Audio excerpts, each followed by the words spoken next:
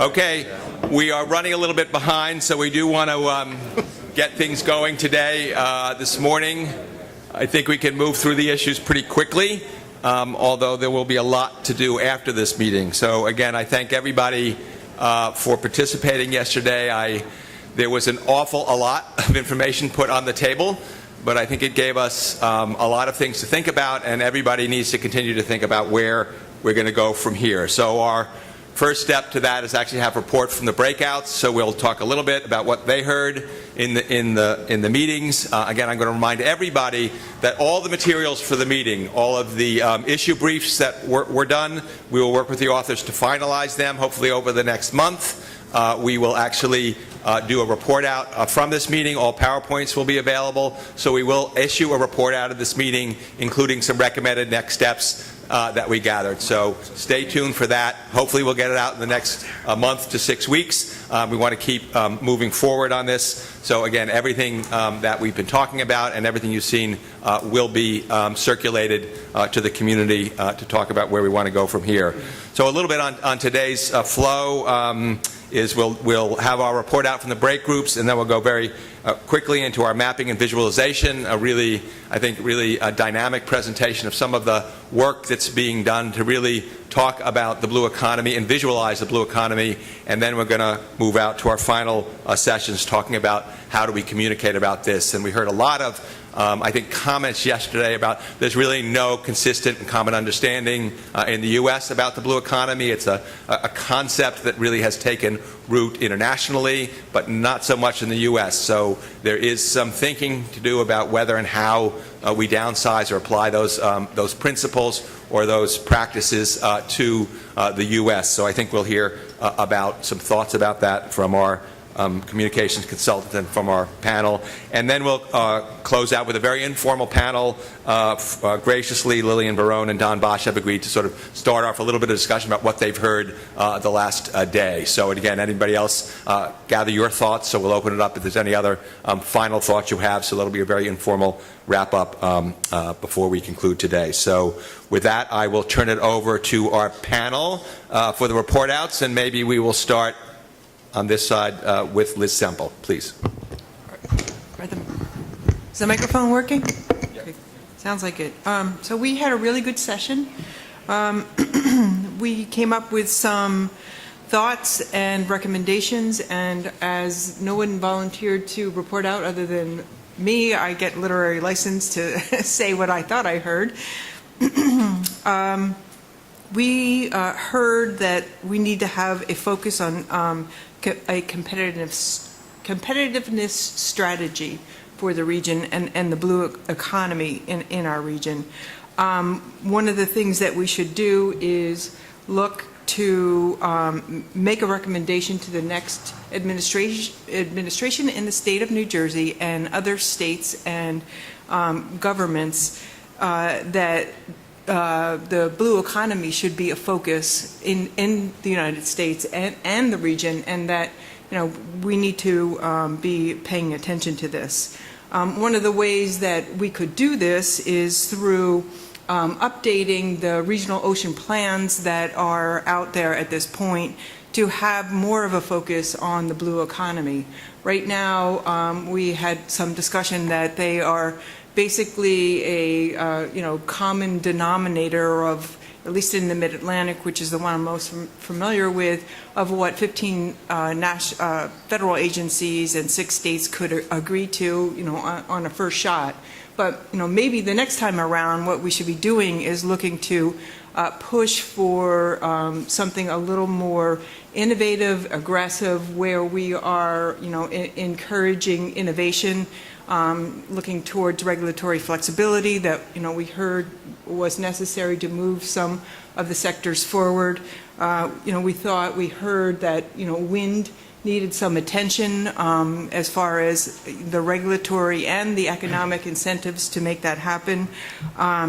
Something came up in our session that I wasn't familiar with, that was brought up mainly by Noah, that we need to have instantaneous data from eDNA, which I'm not sure what that is, but I'm going to look into finding out what that is because it sounded like it could be really important, that Biopharmaceuticals may be something that our region would be interested or should be looking into moving forward. One of the other things we heard, and we had a small conversation about, was we heard a presentation on that climate change impacts weren't necessarily going to be felt in our region, within the time frame 2030. But there was a conversation that we are already feeling the impacts of climate change, that there already is nuisance flooding, that there already are a lot of projects that are being put in place because of these impacts. Also, our fisheries and other natural resources are being impacted, as well as the marsh and our ecosystems. So we shouldn't just not wait. We shouldn't wait until the 2030 timeframe. We need to start to focus on this now. There was a reiteration that we have a lot of information. We still need a lot of information, but the information that we have needs to be put into the models and the tools that we currently have, that the forecasters and the analysts need to be taking that information and translating it into the best information that can be put forth to policymakers and to citizens in an understandable way, and that we are not necessarily doing a good enough job at that.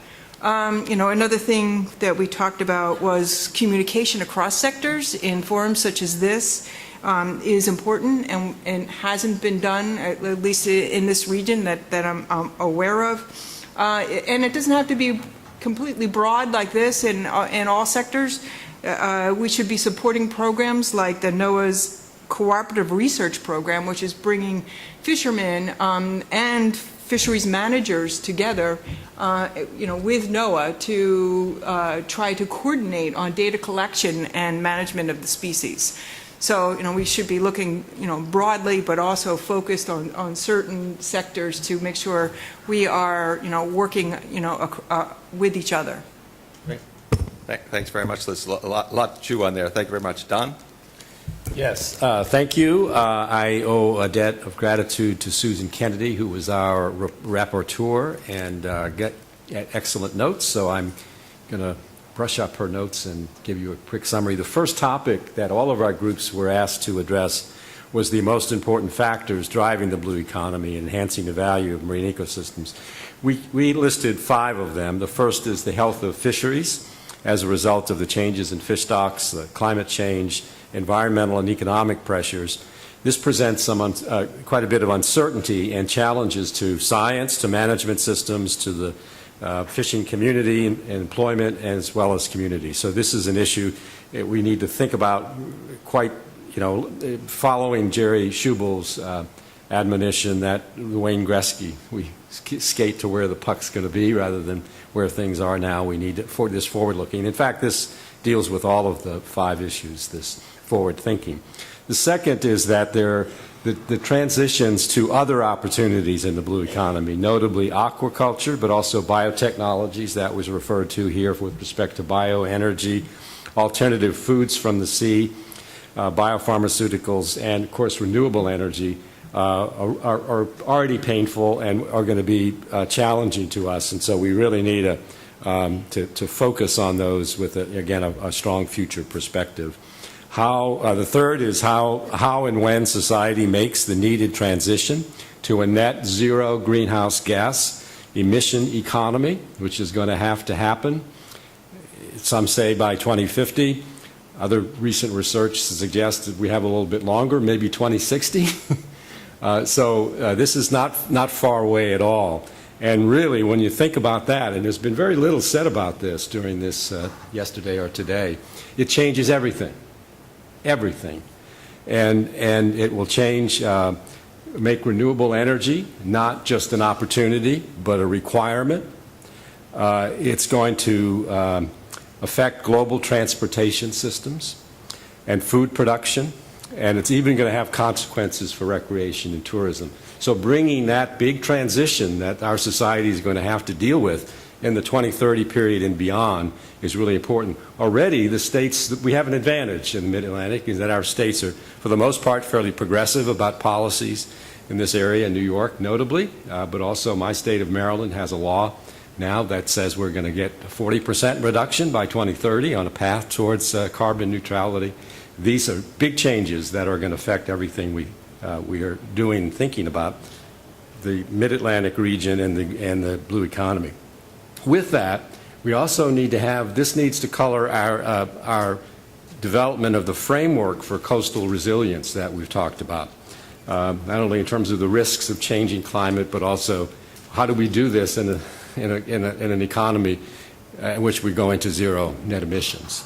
And then finally, the final point we made here is that the need to develop multi-sector decision-making as a framework for managing spaces, uses, investments. I mean, we have a good start on that, but as you just pointed out, Elizabeth, we have a lot more to do.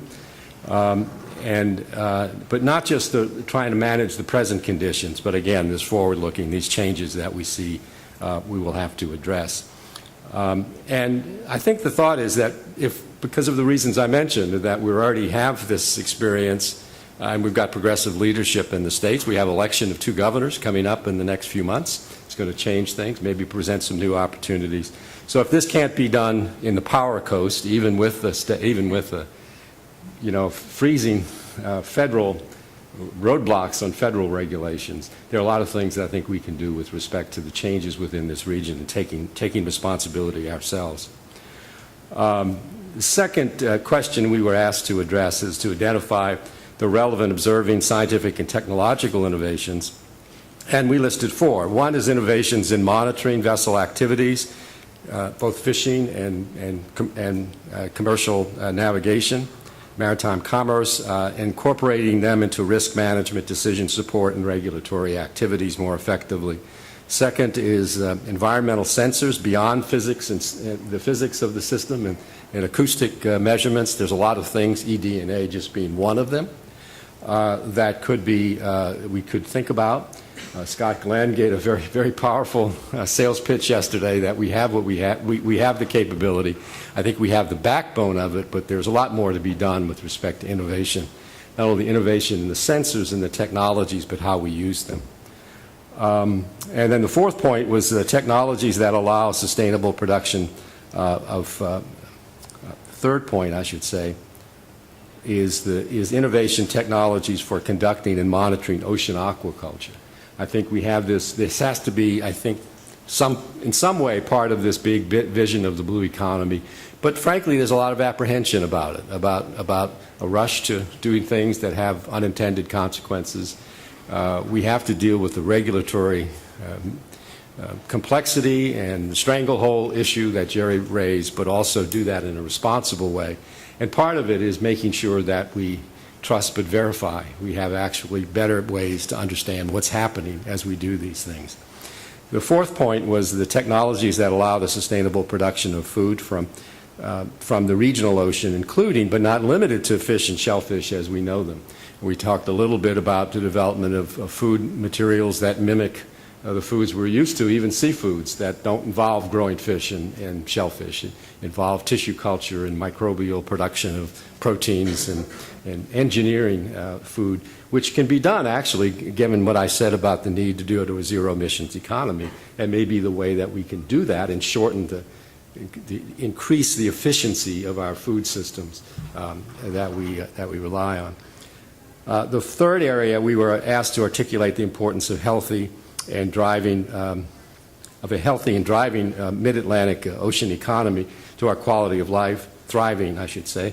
The first point we raised is that there is a requirement for presenting a vision for a positive future of the benefits of the human economy. Humans don't really respond very well in terms of actually getting things done with just a negative vision of doom and gloom.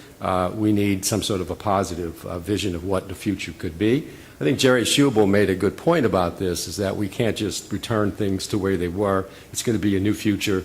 You know, the Pottery Barn rule reigns. We broke it. We own it. We have to design what that system's going to be within limits, while at the same time preserving the things which we know are essential for the services that we rely on for our aesthetic and moral reasons, the biodiversity of the region.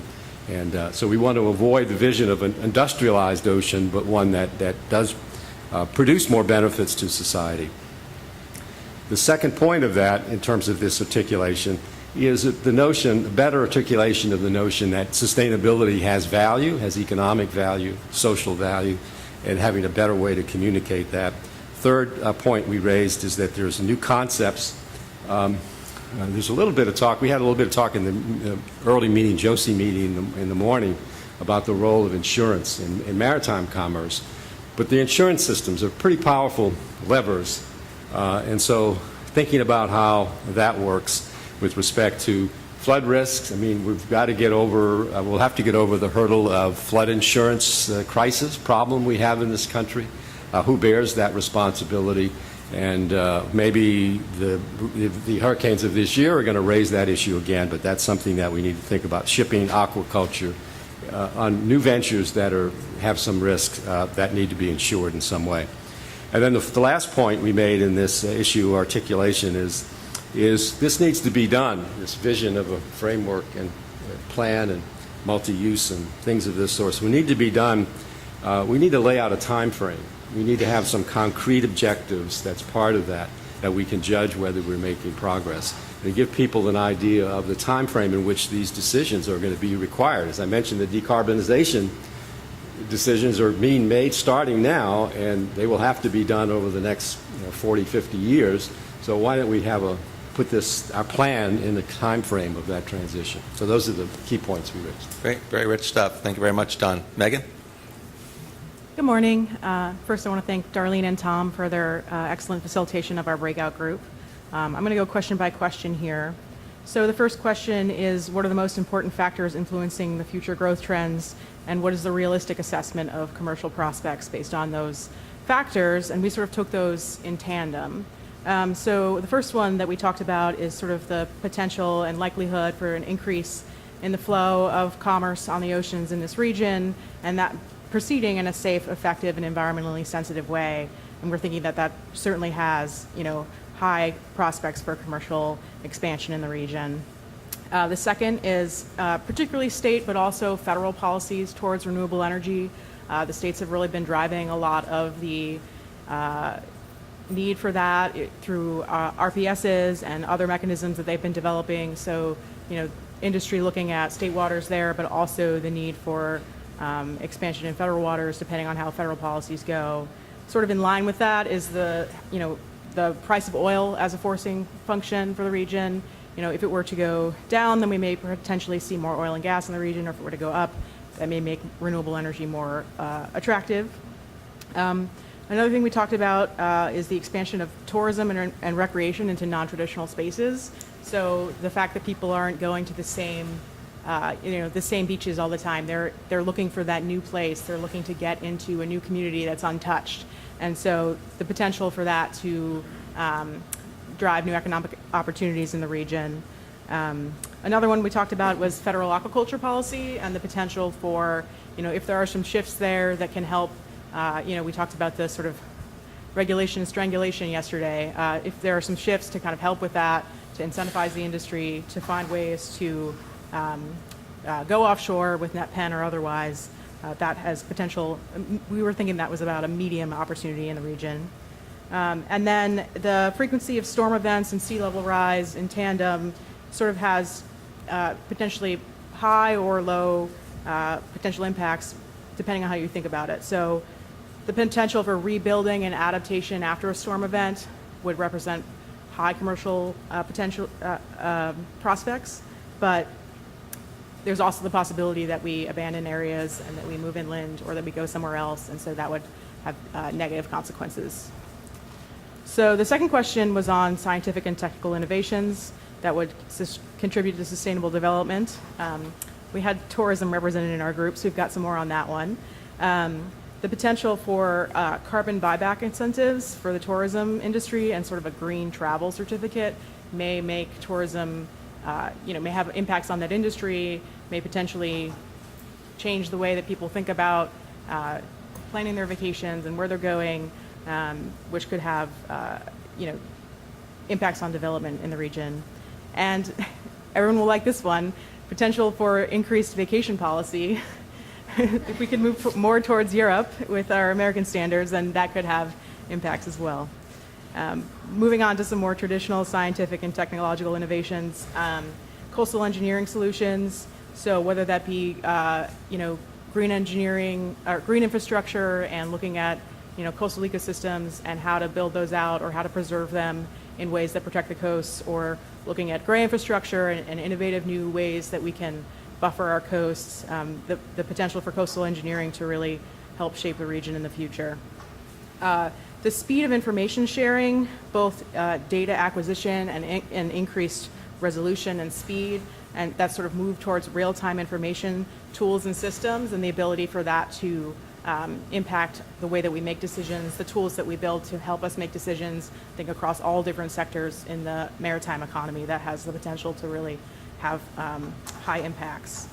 The integration of biological information and observations into ocean observing systems, that's a big one that also came up in the JOSI meeting. So, looking for ways to do that, expanding our systems and trying to get more coverage. And then also just sort of in tandem to that, the potential for gliders to really be a frontier on how we collect data, particularly on ocean acidification, was another thing that we talked about. Building out the grid, both onshore and offshore, in two ways. One, to help us build this offshore renewable energy backbone that we're looking at with all the leases off the mid-Atlantic, and to help that energy be connected to the coast.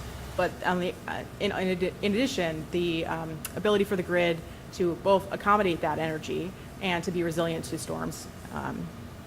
And then the last one was the availability of AIS data, potentially for smaller vessels or different types of activity like fishing or recreation. That one's a little spicy, but that was the last one that we came up with. And then the third question was about knowledge gaps and impediments, and then potential actions to overcome them. So in terms of gaps, we talked about the lack of collaboration across sectors and, both within the commercial space as well as within governments, and the need to kind of cross those bridges.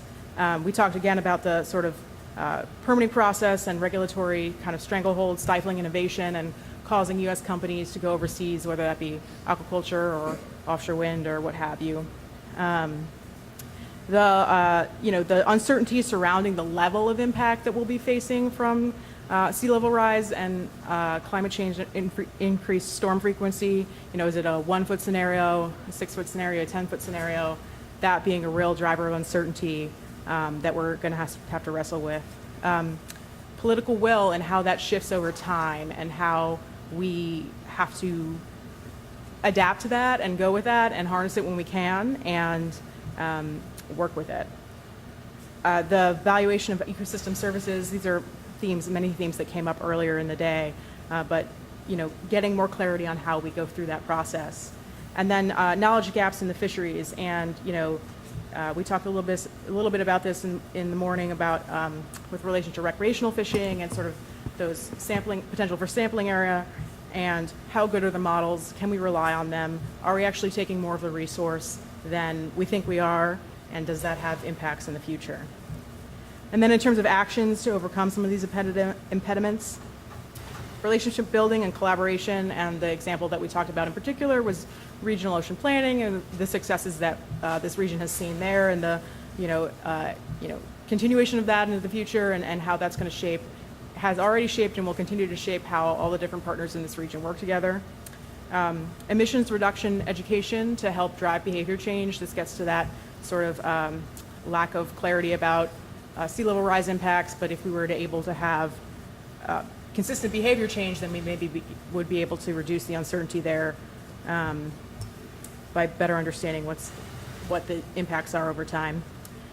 Incentivizing investment in proactive planning and resilience measures, essentially being able to buy down the risk of future events by incentivizing investments up front. That's a challenging one.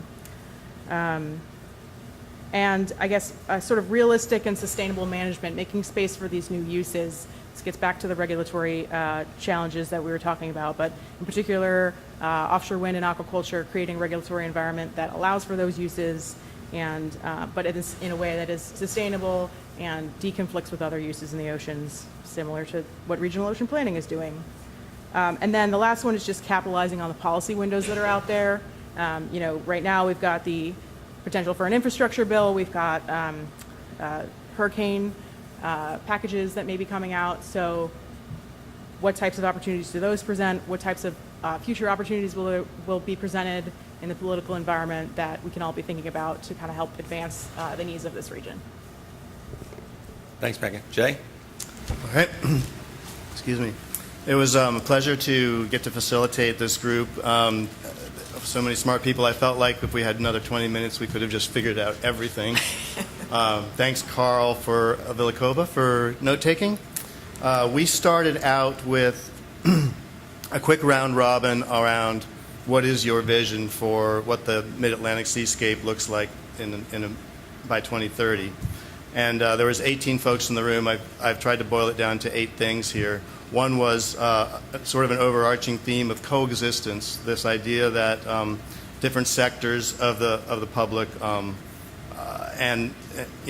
coexisting with nature without so much conflict. Huge gains in ocean literacy. Kids of all ages have a much better understanding and valuation of the services that the ocean provides. There was a strong theme of let's make sure this new blue economy doesn't leave our traditional commercial fishing heritage and values behind. In fact, that the new blue economy can in large part be led by the fishing sector and the ingenuity and skills and knowledge they have of the ocean. With an idea of not just like conserving and kind of echoing one of the speakers earlier that the goal should be to thrive, not just to hang on and make us affordable flounder dinners in the process. The most ecologically valuable places are protected to maintain the services they provide. There was a reference to major increases, like tenfold increases in the number of people out on the water enjoying it in different ways, recreational uses. This idea of resurgent wildlife and continued recovery of marine wildlife populations. A lot of what we're starting to see now already. There was a reference to rewilding the New York Bight. There was a theme around wanting to see renewable energy development projects move forward and become successfully implemented, and some specific good ideas, including let's see solar technology really integrated into diverse maritime industries for a cleaner vessel traffic and a quieter ocean. And a specific proposal about fisheries management in New Jersey to move fisheries management from the Department of Environmental Protection to the Department of Agriculture. So that was that was the little round robin of the visioning thing, and then we talked about the 3 other questions: the drivers of change, the technological innovations that are coming, and some of the gaps. So. On the driver's question, there was a fair bit of discussion about the importance of landside infrastructure in 2 basic categories. One, how the national transportation or international transportation system is integrated, how the intermodal pieces of that connect from oceans to the coast. We heard some of that in the talks about the need to store more containers and things like that. But far beyond that, how well that happens and how it happens is going to be a big driver. And then the second part of that, pollution control. What cities and various municipalities do with their water, how they handle their water and their waste is going to be a big driver for change, either good or bad. Tourism and development patterns. Hard to predict, it was observed, but where people come from and how many and where they go and where they stay is going to drive a lot of how the coast is developed and a lot of the impacts and a lot of the economic growths and opportunities. Again, the degree of ocean literacy, how successful we are in raising awareness about the ocean is a driver. And in connection with social resiliency, what happens with jobs and trainings, and what are the on-ramps for, elements of the old economy or the traditional economy into the new economy, how well that's attended to is going to be a driver. Aquaculture came up over and over very strongly in different ways as a driver of change. What happens with aquaculture development? And the last driver that I noted was really around collaboration and information sharing across state and federal agencies. Does it happen? How does it happen? How well does it happen? Is going to be a big driver. On the tech and gaps side, there are numerous, several categories of marine life information gaps that were noted. And there's a sort of a conceptual gap, again, sort of with the Wayne Gretzky metaphor of, where the puck is going to be and needing to think ahead and being less reactive on technology solutions. With one example, speculating, are we at risk of stranded assets if we invest a lot in current wind technology, if floating technology really is a big game changer? One that really resonated with me that Jesse Ossibel brought up is autonomous tech, and that's a big catch-all. And I'm not sure if it includes machine learning and artificial intelligence. In some way, it might, but it's coming to every sector. Things are getting automated, and there's a lot of impacts of that, and so it's something to be pretty mindful of, along with the cybersecurity dimensions of. That are somewhat connected to that topic. How we, again, a resiliency, both social and ecological resiliency, and really how we move beyond sort of nice talk to actually putting it into practice for communities seems to be a gap. And then lastly, there's a theme that came up really throughout the whole discussion was this basic challenge of our current regulatory and permitting systems are inelastic or fairly rigid, and they're applied to a really, we're trying to apply them to a really dynamic system, and it just doesn't work very well often.